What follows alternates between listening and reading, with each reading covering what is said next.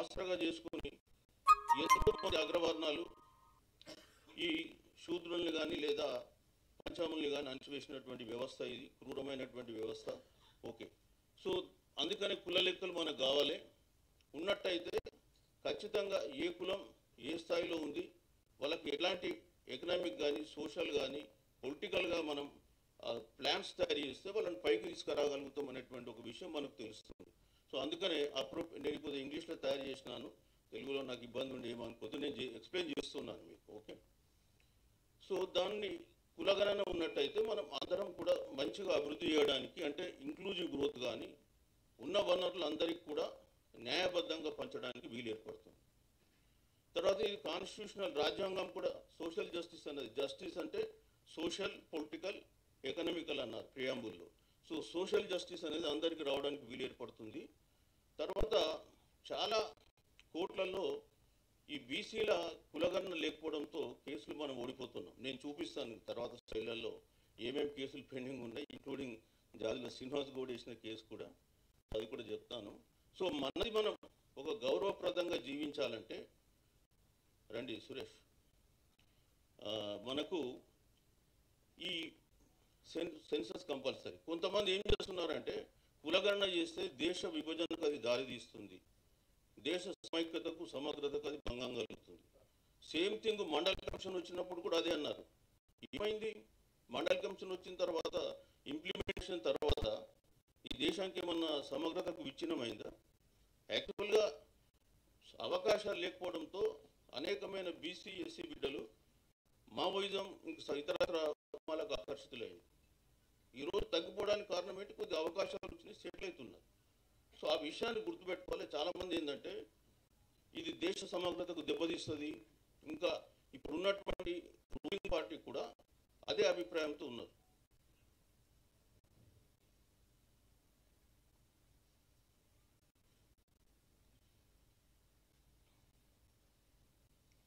Next, local బాడీస్లో ఎందుకు కావాలి?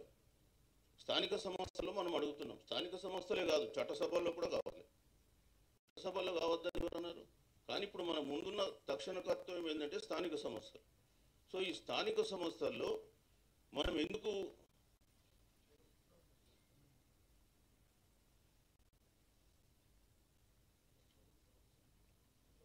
అది ఓకే. సో ఎందుకు కావాలంటే మన సాధికారత అంటే చాలామందికి అర్థం కూడా తెలియదు. సాధికారత అంటే మన అవసరాలు మనం గుర్తించి ఆ అవసరాలకు తగ్గ నిర్ణయాలు తీసుకునే అధికారం కూడా మనకే ఉండాలి. ఎవడో వచ్చి మనం రూల్ చేయడం ఏంటి? వాడొచ్చి మనకు సమస్యలకు సమాధానాలు పరిష్కారాలు చూపించడం ఏంటి? సో సమస్య మనది, ఆ పరిష్కారం కూడా మనమే చేసుకోవాలి. So that what we call is empowerment. So మనకు కావాల్సింది సాధికారత. తర్వాత పరిపాలనలో మనకు కూడా ఇంక్లూజన్ ఉండాలి, భాగస్వామ్యం, పార్టిసిపేషన్ ఉండాలి. సో తర్వాత మనం అనేక పాలసీలు తయారు చేస్తుంటాం, చట్టాలు. ఆ చట్టాలు కూడా ఏంటంటే తయారీలో మన యొక్క ప్రాధాన్యత ఉండాలి, మన విషయస్ అందులో అది రిఫ్లెక్ట్ కావాలి. సో చట్టాలు తయారవుతాయి, ఆ చట్టాలు మనకు అనుకూలం ఉన్నాయా లేవా అని తెలియాలంటే పాలసీ రిలవెన్స్ అంటాము. సో అది ఉండాల్సి ఉంటుంది.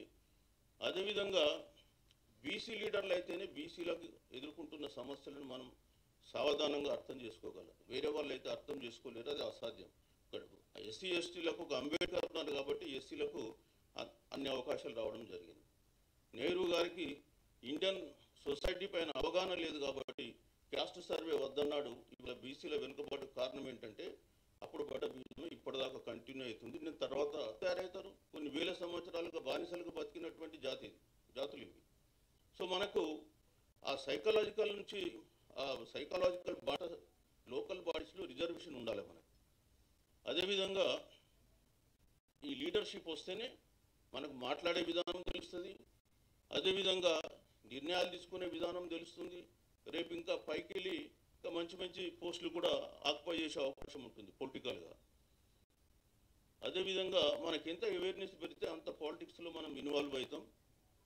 ఇదంతా కూడా ఏంటంటే ఒక దీర్ఘకాలికంగా ప్రజలపైన ఒక ప్రభావం చూపించి ఇప్పుడున్న వనరులు కానీ అదేవిధంగా మిగతా దాంట్లో కూడా మన యొక్క ఆర్థిక భాగస్వామ్యాన్ని పెంపొందించడానికి వీలు ఏర్పడుతుంది.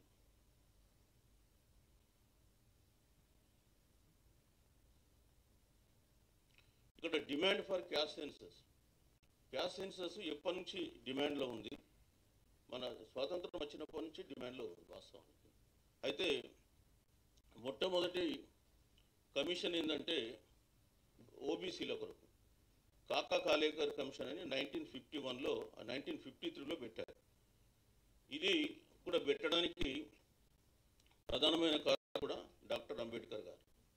ఆ రోజు అంబేద్కర్ గారు నెహ్రూ స్పందించి 1953లో ఫస్ట్ బీసీ కమిషన్ ఆర్టికల్ 340 కింద పెడతాడు.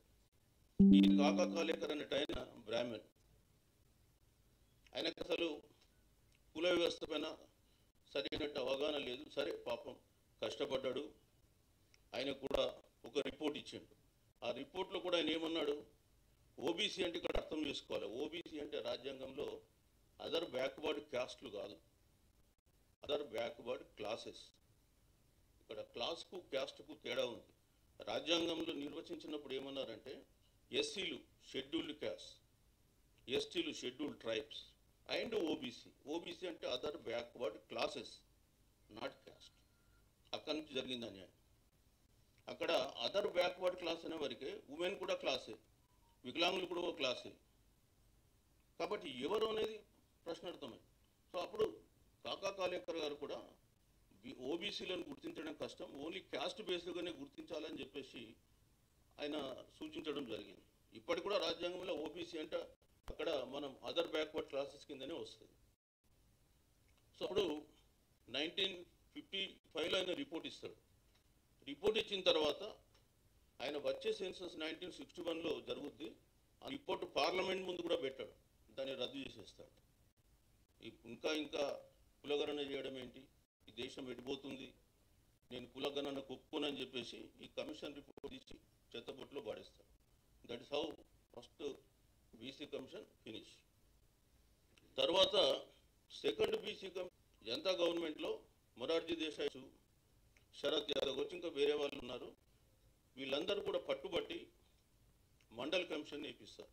మండల్ అనే ఆయన బీహార్ నుంచి ఇంతకుముందు ex chief minister of Bihar, ఓ బీసీ బిడ్డ, సమాజం పైన అవగాహన ఉన్నటువంటి వ్యక్తి. సో ఆయన 1979 జనవరి నుంచి దే స్టార్ట్ దేర్ వర్క్.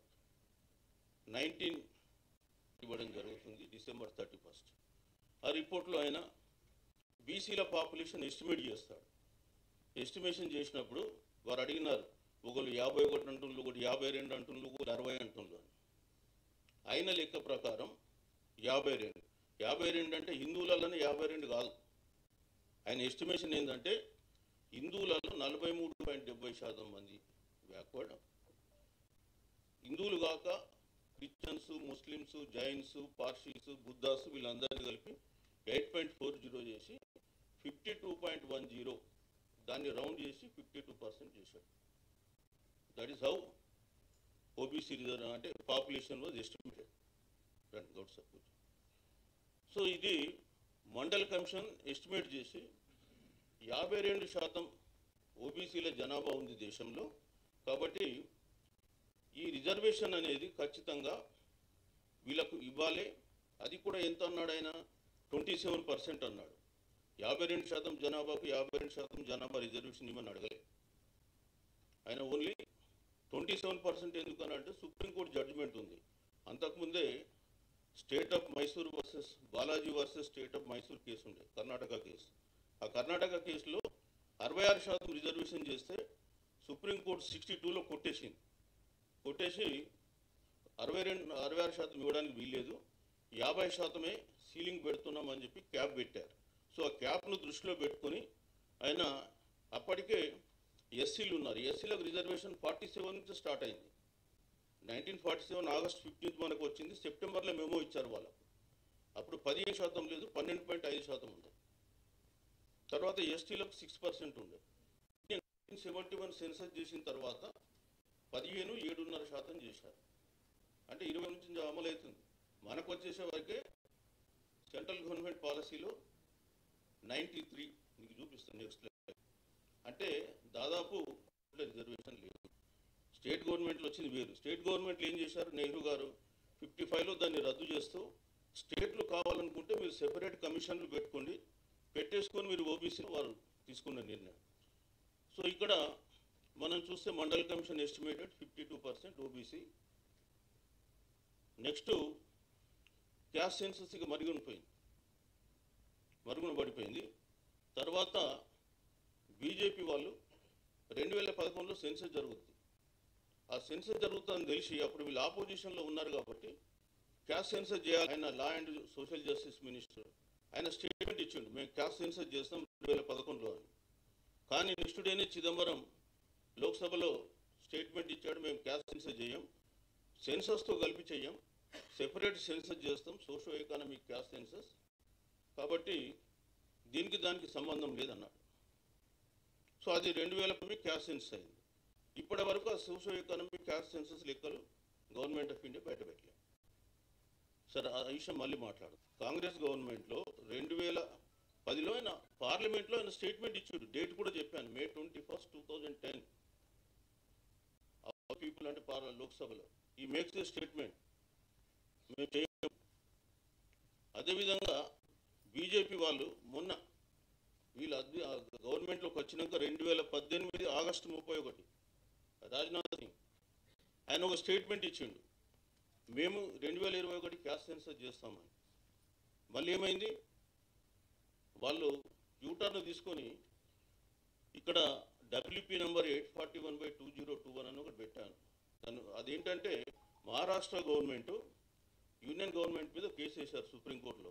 ఏంటంటే మీరు సోషో ఎకనామిక్ క్యాస్ట్ సెన్సస్ చేశారు 2011లో, ఆ రిపోర్ట్ మాకు ఇవ్వండి అని.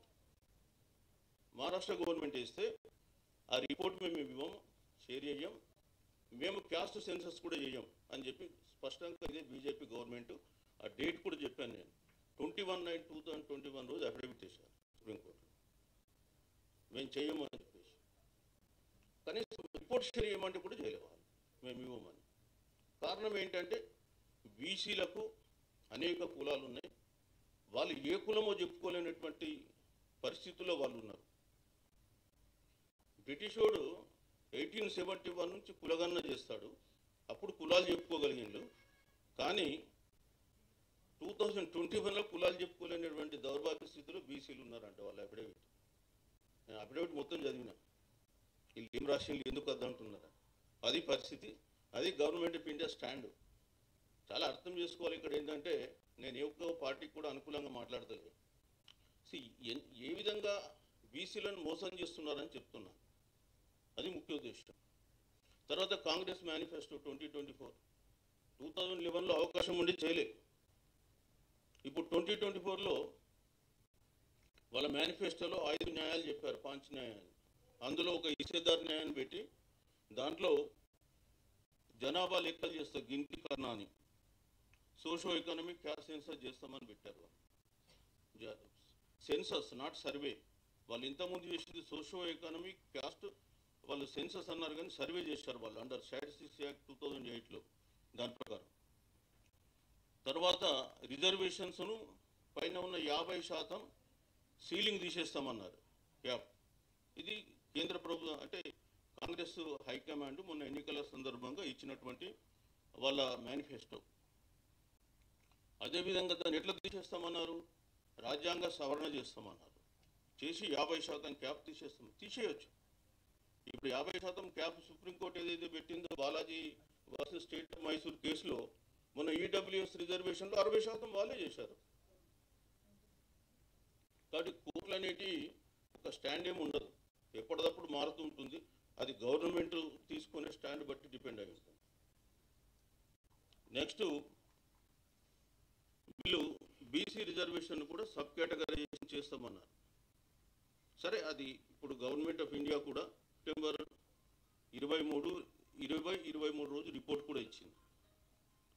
ఎందుకంటే బీసీలలో ఈరోజు మండల్ కమిషన్లో 2633 క్యాస్ట్లు ఉన్నాయి, 2633 క్యాస్ట్లు ఉన్నాయి. అతను గుర్తించినప్పుడు 2399 క్యాస్ట్ ఉండే కాకా కాలే గారు. ఒరిజినల్ మండల్ కమిషన్ గుర్తించింది 3300 కులాలు ఉన్నాయి. కానీ ఇంప్లిమెంటేషన్ చేసేటప్పుడు మండల కమిషన్లో బీసీలో ఉండాలి. ఆ రెండు ఉంటేనే అతనికి ఓబీసీ స్టేటస్ వస్తుందని తీసుకురావడంతో అప్పుడు దాదాపు 1600 కులాలే వచ్చినాయి. తర్వాత కలుపుతూ పోతుంటే ఇప్పుడు 26-33 కులాలు ఉన్నాయి. 2633. మీ అందరికీ తెలుసు ఓబీసీ ప్రధానమంత్రి నరేంద్ర మోడీ కూడా ఓబీసీ అని. ఆయన కూడా ఈ పద్ధతిలో ఆయనకు స్టేట్ లిస్ట్లో వాళ్ళ క్యాస్ట్ ఓబీసీలో లేదు. కాకపోతే మండల కమిషన్ రిపోర్ట్లో వాళ్ళ పేరు వచ్చింది 3300 కులాలలో. సో 1994 అప్పుడు ఉన్నటువంటి కాంగ్రెస్ గవర్నమెంట్, కేశుభాయ్ పటేల్ గవర్నమెంట్ అనుకుంటాను, వాళ్ళు ఏం చేశారంటే కొన్ని కులాలను కలిపారు బీసీ లిస్టులో. కలిపినప్పుడు వీళ్ళ కులం గాంచీ కులం కూడా వచ్చింది. ఆ తర్వాత ఓబీసీ లిస్టు లేదు, ఎందుకంటే గవర్నమెంట్ ఆఫ్ ఇండియా ఓబీసీ లిస్టులో ఉండాలి. అంటే 2001లో వాజ్పేయి ప్రధానమంత్రి ఉన్నప్పుడు ఆ క్యాస్ట్ ఓబీసీ లిస్టులోకి వచ్చింది. So this is how it has come. చాలామందికి డౌట్ తీసుకురావడం జరిగింది. దాని ప్రకారం రిజర్వేషన్స్ ఎంత ఉన్నాయి? 60.5 ఉన్నాయి. అందులో బ్యాక్వర్డ్ క్లాసెస్కు 34, షెడ్యూల్డ్ క్యాస్ట్ 18.3, షెడ్యూల్డ్ ట్రైబ్స్ 8.25. ఒరిజినల్గా మన దగ్గర ఇక్కడ ఎస్టీలు ఎవరైనా ఉంటే ఏమనుకోకుండా ఉన్న విషయం చెప్తున్నా. స్వాతంత్రం వచ్చినప్పుడు మనం భారత యూనియన్ వచ్చినప్పుడు పాపులేషన్ 2% ఎస్టీస్, తర్వాత ఇప్పుడు 10%కి వచ్చింది. ఎట్లా వచ్చింది అనేది సరే ఓకే, దానికి సమస్య వేరే ఉంది.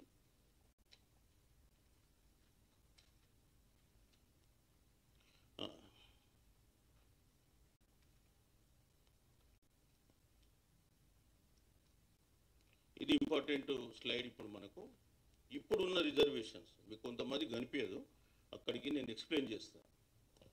ఇప్పుడు మన దగ్గర తెలంగాణలో 2019 ఎన్నికలలో మనం జరిగింది ఇది. Telangana ST 6.64, BC 23.59, total 50.31. అంతకుముందు ఎంత 60.5% రిజర్వేషన్ మనకు ఉండే, అంటే మొత్తం బీసీలకు 34 ఉండే. ఇక్కడ ఎంత అయింది? 23.59కి వచ్చింది. ఎందుకంటే మనం కొత్త చట్టం చేసినాం 2018లో పంచాయతీరాజ్ యాక్ట్ అని. ఈ స్వతంత్ర తెలంగాణ వస్తే బీసీలకు బాగా లాభాలు ఫస్ట్ స్టార్ట్ చేశారు. కానీ తీసుకొచ్చేసి ఏం చేసినారు? ఈ ఎంపీటీసీకి 17.87, జెడ్పీటీసీస్కు 16.8 అని కర్ణాటక ఆయన ఉండే, ఆయన సుప్రీంకోర్టులో కేసు వేశాడు లోకల్ బాడీ రిజర్వేషన్స్ మీద. దానిపైన 2010లో వాళ్ళు ఒక జడ్జిమెంట్ ఇచ్చారు 50% దాటద్దు అని. ఆ ఉద్దేశంతో 50% దాటద్దు అని వీళ్ళు పెట్టినప్పుడు 50% లోబడి వాళ్ళు చేశారు. ఇకపోతే మున్సిపాలిటీకి వద్దాం. మున్సిపాలిటీస్లలో బీసీలకు, ఇక్కడ ఎస్సీలకు 14%, మున్సిపాలిటీలలో జనాభా లేదు సరిగా ఎస్సీలు ఎస్టీలు కాబట్టి 14%, ఎస్టీలకు 5.75, బీసీలకు 29.55. Okay, agree. అక్కడ 50% అయిపోయింది. మున్సిపల్ కార్పొరేషన్లలో బీసీలకు 33.46 ఇచ్చారు. ఓకే, 50%కి అయిపోయింది. జిహెచ్ఎంసీలు ఏం చేశారు? జనరల్ 58.66 పెట్టారు. అక్కడ 8%, 9% ఎక్కువ పెట్టింది. తెచ్చి బీసీలకు కలపచ్చు కదా.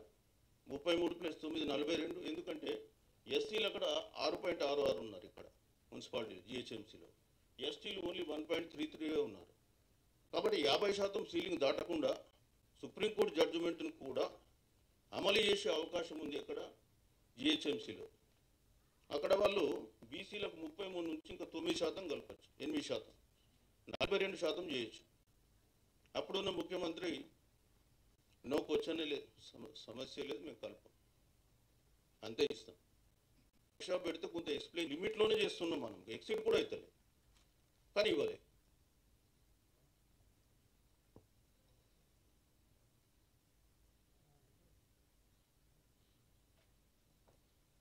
సో ఇతను కర్ణాటక అతను ఈ లోకల్ బాడీ రిజర్వేషన్ మీద 50% దాటకూడదని చెప్పేసి సుప్రీంకోర్టులో ఆయన పిటిషన్ ఇస్తే వాళ్ళు సుప్రీంకోర్టులో 50%కు మించకుండా మీరు ఇవ్వండి అని చెప్పేసి వాళ్ళు చెప్పడం జరిగింది. అసలు ఈ లోకల్ బాడీ రిజర్వేషన్ ఏంటి?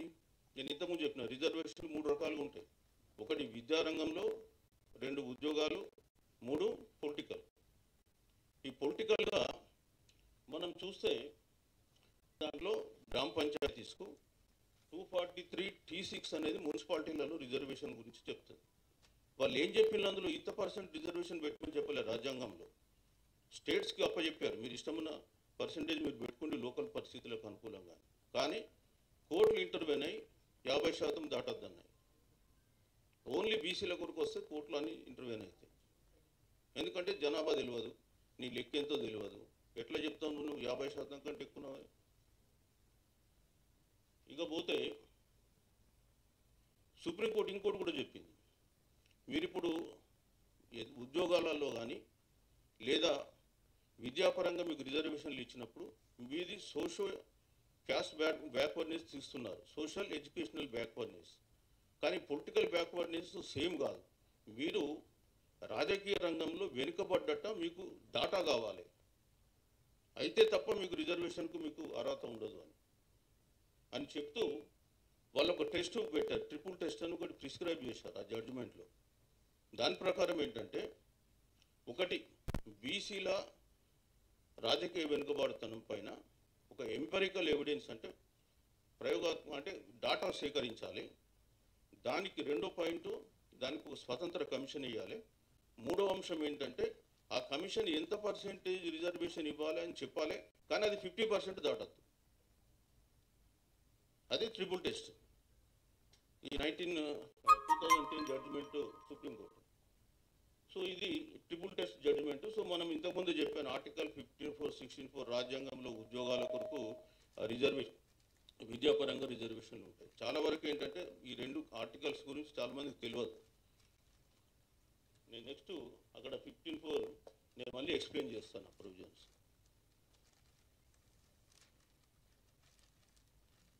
ఇవి మనము మన హైకోర్టులో మొన్న రిజర్వేషన్ దాని మీద పెండింగ్ ఉన్న రిట్ పిటిషన్స్. ఈ డాటా అంతా నేను అఫీషియల్గానే సేకరించిన. ఏది ఇందులో నేను చెప్పిన దాంట్లో వార్డు మెంబర్స్, ఎంపీటీసీలు, జడ్పీటీసీలు ఒక్కడి కూడా తేడా లేదు. మీరు ఎలక్షన్ కమిషన్లో ఆర్టీఐలో తీసుకున్న అదే ఉంటుంది, ఏదో నేను ఊరికే తయారు చేయాలి. ఫస్ట్ కేసు ఏంటంటే, సరే ఇందులో పోతే మనకి ఇప్పుడున్న రిలవెంట్ కేసు ఏంటంటే, ఇక్కడ మూడో దాంట్లో Telangana state backward class welfare association represented by state president Shri Jagala Srinivas Goud. విఆర్ఎస్ఆర్ ఏంటంటే, సమగ్ర కుటుంబ సర్వేను పబ్లిష్ చేయండి, బీసీలని ABCDE కేటగిరీస్ కింద డివైడ్ చేసి రిజర్వేషన్ లోకల్ బాడీస్లో ఇవ్వండి. సరే ఇది ఉంది. అంతకుముందు ఫస్ట్ క్వశ్చన్ ఏమో దాసోజు శ్రవణ్ కుమార్ గారు వారేశారు. సో మొత్తం ఎన్ని పిటిషన్స్ ఉన్నాయో అవన్నీ కూడా ఇందులో పెట్టడం జరిగింది. సో ఇవన్నీ మీకు ఎందుకు చెప్తున్నానంటే, మనం ఏం చేసినా కోర్టులో ఎవరో ఒకరు వేస్తారు. ఇప్పుడు మనమేమో రిజర్వేషన్లు పెంచండి, సమగ్ర కుటుంబ సర్వే ఇవ్వండి. సమగ్ర కుటుంబ సర్వే ఇచ్చినా కానీ ఈరోజు మన డాటా 51% ఉంది ఓబీసీలు సమగ్ర కుటుంబ సర్వేలో. అంటే ఏమైందంటే 26 లక్షల మంది తమ కులం ఏందో చెప్పాలి, అంటే రాసుకొచ్చేవాడు సరిగ్గా రాయలే.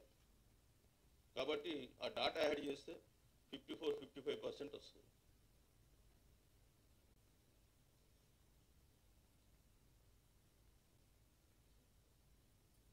ఓకే.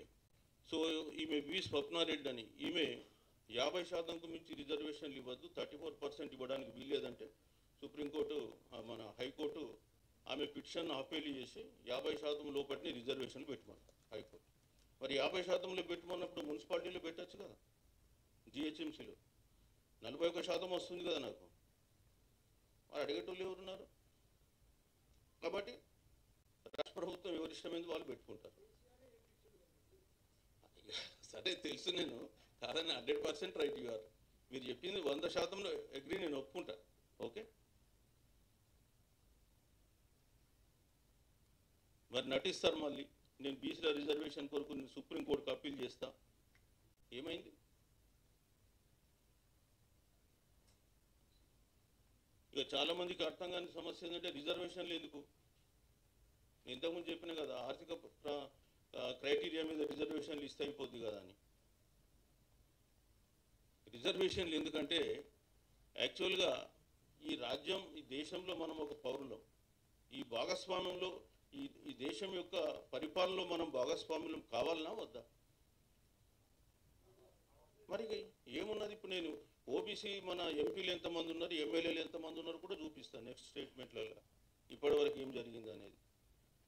మరి 52% అఫీషియల్గా మండలి కమిషన్ ఇచ్చిన రికమెండేషన్. ఈరోజు లెక్క కడితే 56-57% ఉంటారు.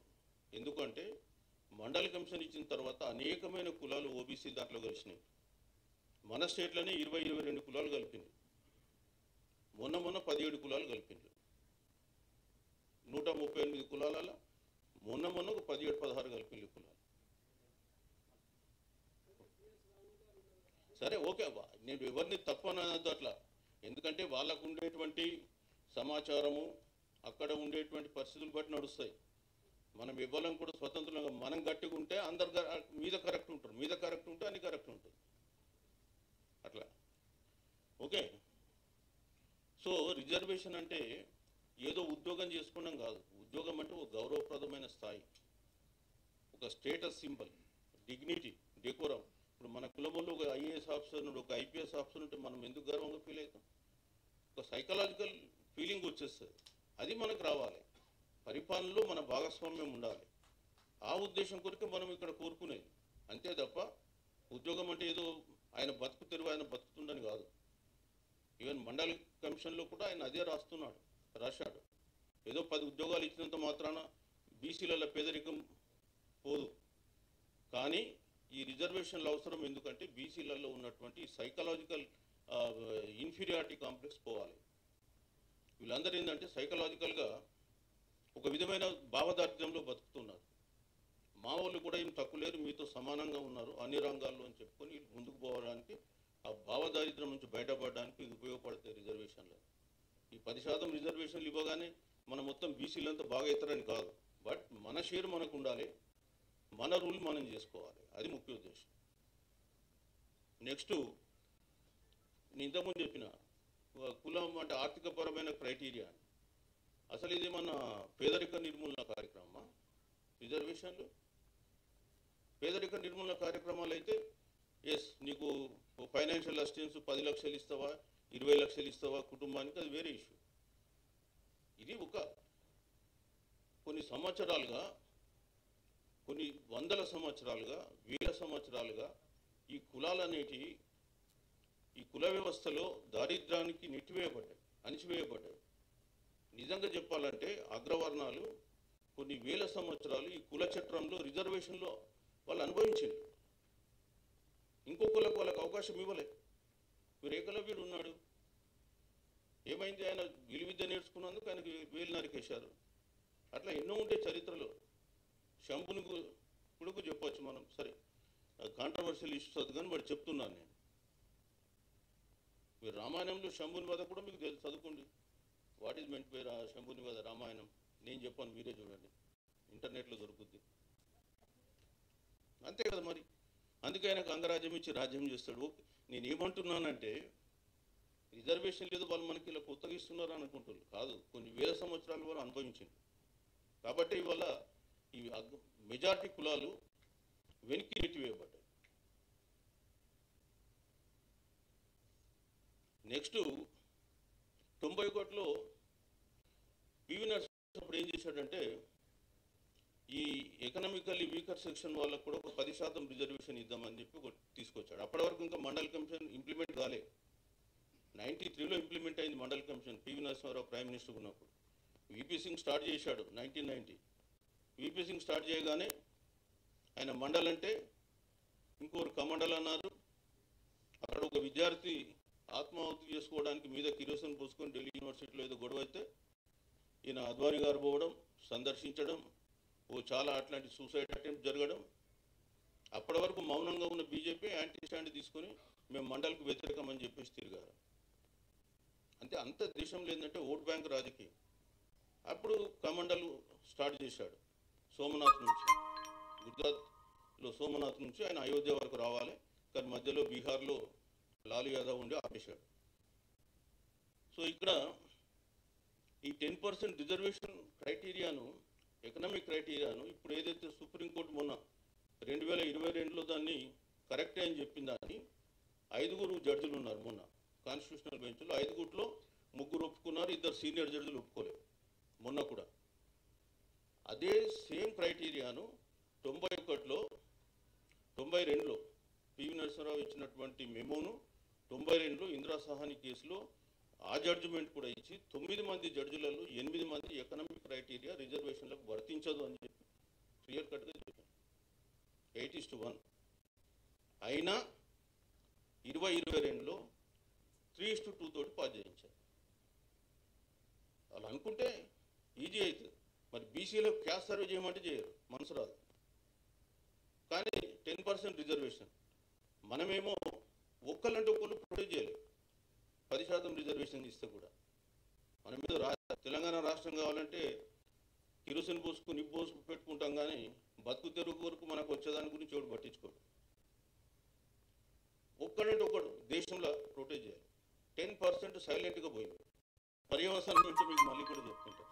ఓకే, నేను ఇంతకుముందు చెప్పిన 15(4) అంటే ఏంది, 16(4) అంటే ఏంటంటే 15(4)లో ఏంటంటే రాజ్యము అంటే స్టేట్ దేశము ఏ ఒక్క వ్యక్తిని కూడా డిస్క్రిమినేట్ చేయకూడదు, అంటే వివక్షత చూపించదు. కానీ బలహీన వర్గాల అభివృద్ధి కొరకు socially educationally backward classes are the schedule caste schedule tribes కొరకు వాళ్ళు కొన్ని స్పెషల్ ప్రొవిజన్ చేయొచ్చు. ఇక విద్య కానీ ఉద్యోగాలలో రిజర్వేషన్ 16(4) కింద ఉంటుంది.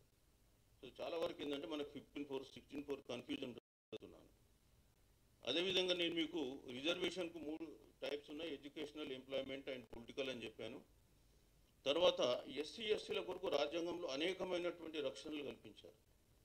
ఓబీసీల గురించి ఒక్కటి కంటే ఒక్కటి లేదు, అది కూడా చెప్తాను, అడిగేటోళ్ళు లేడు కాబట్టి.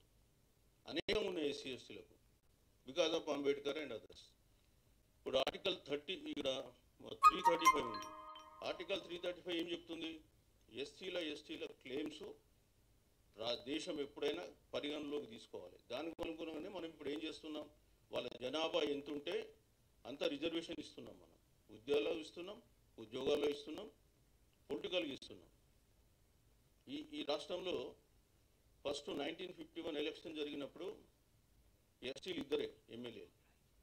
ఇవాళ నేను చూపిస్తాను నెక్స్ట్ స్లైడ్. ఓకే, అదేవిధంగా 32 అనేది వాళ్ళకు ఉన్న హక్కును కాన్స్టిట్యూషనల్ రెమెడీస్ కొరకు, అంటే అఫ్కోర్స్ ఫండమెంటల్ రైట్స్ అందరం పోవచ్చు, బట్ అది స్పెషల్గా నేను ఇక్కడ చెప్తున్నా. 226 హైకోర్టు జ్యూరిస్డిక్షన్, రిట్ జ్యూరిస్డిక్షన్ ఉంటుంది.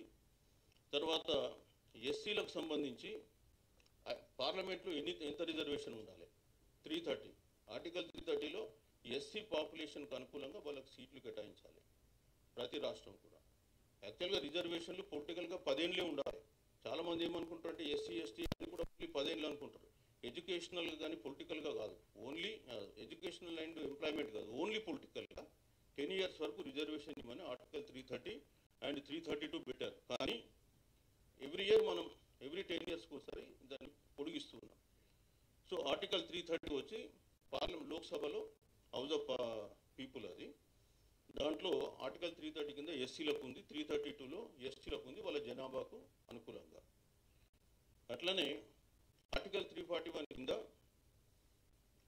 వాళ్ళ ఎస్సీ కులాలు ఏమేమి ఉంటాయి అనేది షెడ్యూల్ ఉంటుంది, అందుకని షెడ్యూల్ క్యాస్ట్ అన్నారు. ఓబీసీలకు అట్లాంటిది ఏం లేదు, అందుకే ఎవరిష్టమైన కులాలు వాళ్ళు కలుపుకుంటారు. మొన్ననే మీరు చూశారు మమతా బెనర్జీ 42 కులాలు హైకోర్టు కొట్టేసింది కలిపితే, ఎట్లా కట్టేసింది అని. జస్ట్ ఎన్నికల ముందు ఒక 2 months కూడా కాలేదు కలకత్తా హైకోర్టు.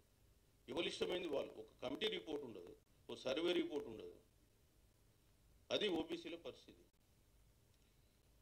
నేను ఇంతకుముందు కూడా చెప్పిన ఈ Balaji versus state of Mysore, అది 50% దాటద్దు అని చెప్పి 62లో అప్పుడు ఉన్నటువంటి మన సుప్రీంకోర్టు జడ్జిమెంట్ ఇచ్చింది.